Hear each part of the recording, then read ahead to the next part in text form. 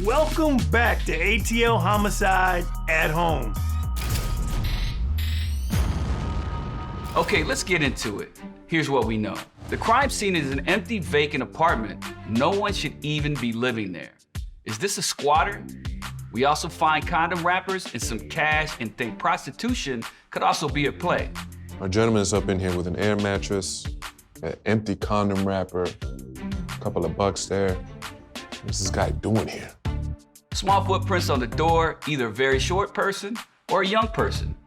Forced entry. Boot key. But who else would know our victim was here?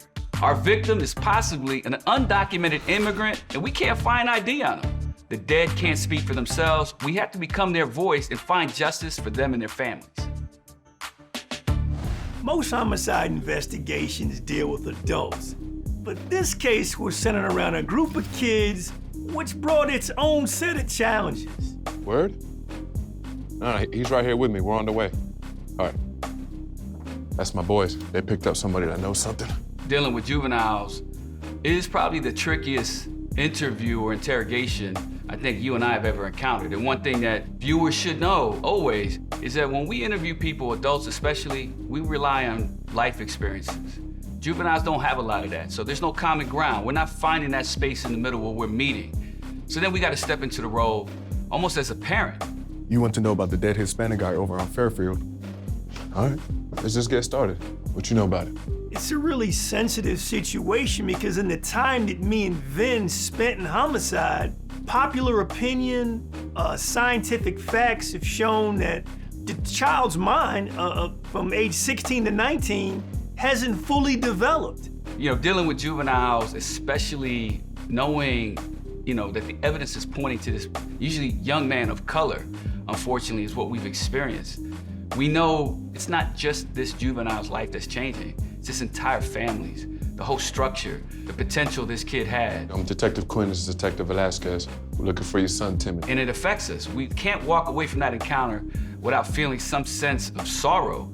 You've got to go into this thing with your heart wide open because you're dealing with someone who's not fully reached a level of maturity to understand what they did. For whatever reasons, systemic reasons that we all know exist, have led this kid down to this path. You're caught in this situation where you have to actually, enforce the law, but it's somebody's child. But we still have a job to do, and it's not easy, and we get no pleasure out of doing that. We have a mandate, we have to follow the law, but there's no doubt Quinn and I have gone home and really try to erase that out of our minds, and it doesn't go anywhere because this kid, 16 years old, is probably gonna spend the rest of their life in prison. Life sentences are real, and I don't know where this thing is going, but I know that it tears at your heartstrings. Nobody wins, and especially in juvenile murder. Before we go, here's an exclusive look into this episode. You got a photo of him? Yeah. It's been 14 months since we've been investigating this murder, and we finally get a photo of James Thomas. Hold up, Q, let me see that. The picture leads me to a shocking revelation. Yo, I know this guy. I'm looking at this photograph. I went to his crime scene. James Thomas is dead. This guy died a month ago. What? I'm blown away. My critical witness / suspect is dead. This case gets crazier by the minute. I worked this guy's crime scene.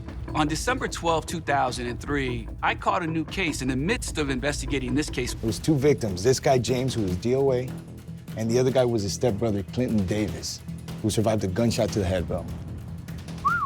Yeah. You sure that this is James Thomas? Brother, I talked to this young man face to face. You know why I'm here? Talk to me about that dead Hispanic. I went and spoke to him. In his garage, man. His auntie, she had to clear it and everything. I had no idea that it was the same person. Remember to leave your comments about the case below. We'll see you back next week for ATL Homicide at Home.